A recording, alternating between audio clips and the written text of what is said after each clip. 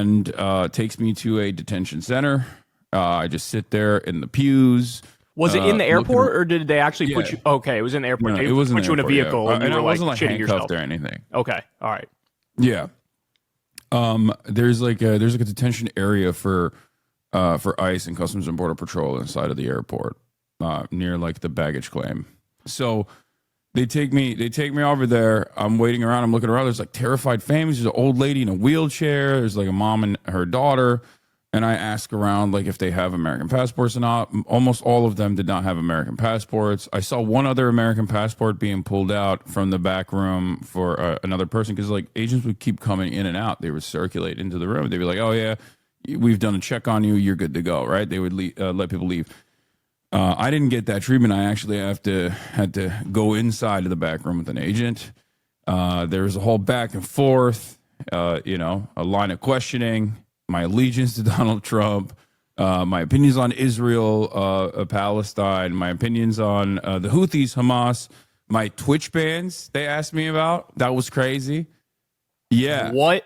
It was nuts. I mean, it was very strange. That's why I was like, oh, these guys know who I am. Like, I already assumed that they would. Do you think they Googled you? Did they Google you, or did they like just know you from looking at you and went, I'm going to give this guy a hard time? I don't know if they. Oh no! I don't think it was like an individual agent being like personally vindictive or anything. I think that there's got to be a file out there. I suspect. I have no idea, but there's got to be like. But it's not like watch list stuff. I think it's like a lower standard than the watch list, because obviously, if I was on a watch list, I would have been like apprehended and detained for far longer, right? So I think there's like a maybe lower priority watch list situation going on. I mean, we'll find out hopefully, because I did send an inquiry to the Department of Homeland Security, so maybe they'll respond to that. But you're an American citizen. You were born in New Jersey. Yeah. And so the fact that they took you aside and started questioning your politics, even if you went hard line on everything and were like, long live the Houthis, Hamas is 100% correct. Like, they have no legal authority to say you can't get back in to your home country. Yeah, I think they're changing some stuff. I fear that they are a little bit more interested in trying to gum up the works and like trying to catch you saying something that they can misconstrue as like material support, as they, I think, try to expand on the definition of material support. Because like, you've known this, previous administrations have also tried to make it seem as though speech, like blurred the lines between material support and speech, right? I forget which administration it was, but like I remember reading an argument about how offering legal support, like being a lawyer for any known terrorist group, is actually technically material support, is like is one way that they've actually broached into that territory of like speech actually means material support. So they're trying to open up that boundary. So and I think go ahead. The conversation that was very specific in the way that they asked questions. It was very, very.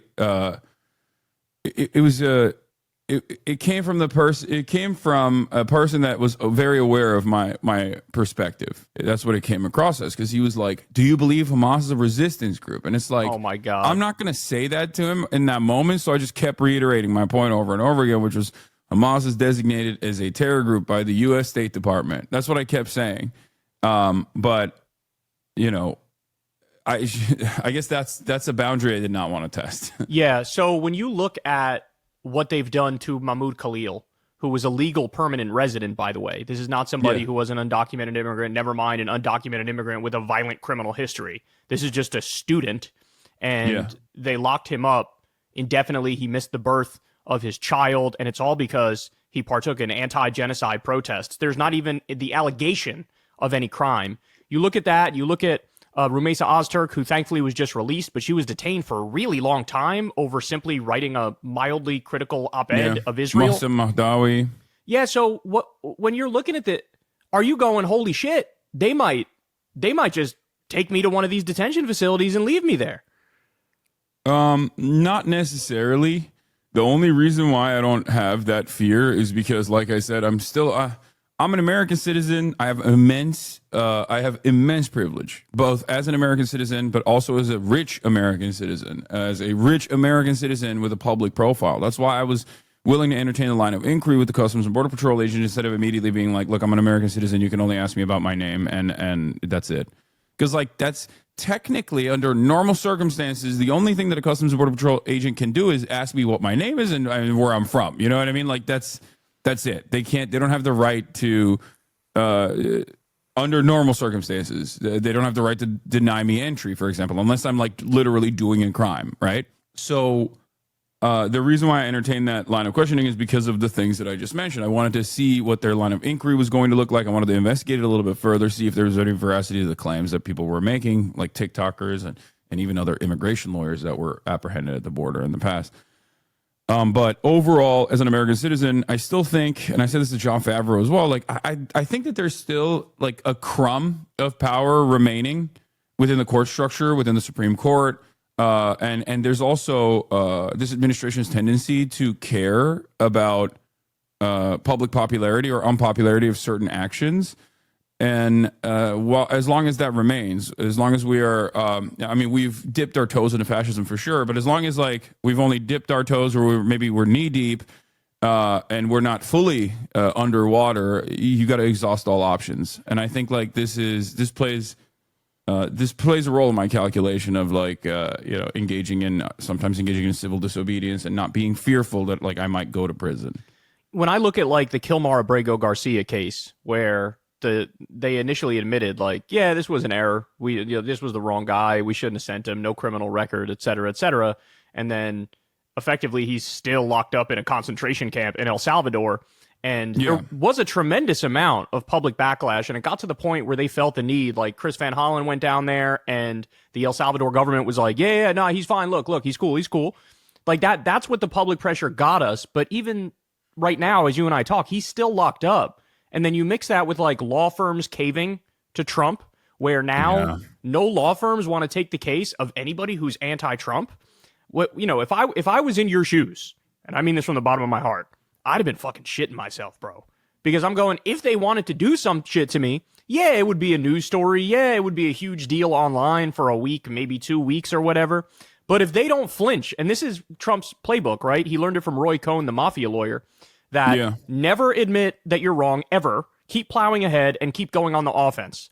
And I like in this moment, I'm going, none of us are safe, especially because, and you can comment on this, when it comes to pro-Palestine voices in the media, it does not get more pro-Palestine than you. And these are like, these people are directly in the crosshairs, like behind just any kind of immigrant. I mean, they really don't care about legal status, but they'll go after immigrants, full stop. And then outside of that, it's pro-Palestine voices. Yeah. No, for sure. Well, I don't know. I have an obligation to do what I'm doing, where I feel like no amount of pain or torment that I experience will ever be remotely comparable to the issues that I speak on. Whether it be the children in Gaza that are being slaughtered in a live streamed Holocaust, or even the undocumented migrants that are being detained in a Gestapo style situation and being sent off to a slave labor prison camp in El Salvador. So I see that as look, we've been in this business for a long time, you and I, Kyle. I've been doing this for a decade plus. You've been doing this for even longer than me, and the one thing that's always been a constant in this is that you're going to get a lot of death threats. You're going to get swatted. You're going to be yelled at over and over and over again by right-wingers, neo-Nazis, sometimes even centrist liberals, right? Or people who present themselves as apolitical. And so I'm used to it. It is what it is. I've had to deal with death threats my entire professional media career. So, what's more? It was just now the government's going to... Now the government is going to actually start doing shit. I mean, it is what it is. At least there's like some semblance of legal recourse, as opposed to the constant threat of being assassinated by a random hater, you know? Yeah. So in that regard, there's no paperwork. So if I'm used to that, the way I